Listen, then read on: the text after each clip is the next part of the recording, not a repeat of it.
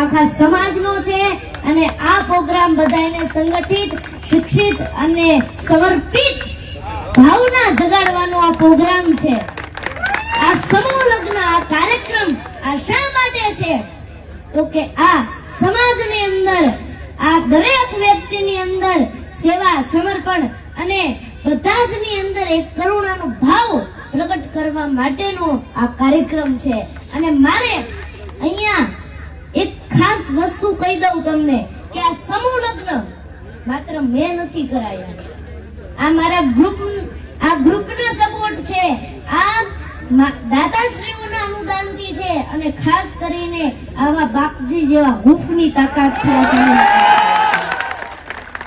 અને આજે પણ જો કોઈ પણ જો સમાજની અંદર કોઈને પણ જરૂર પડે તો આ હું અને આ બાપજી જેવા અહીંયા બેઠા છીએ, તમ તારે ખુલ્લે આમ રાત્રે 2 વાગે તમ તારે આવી જાજો।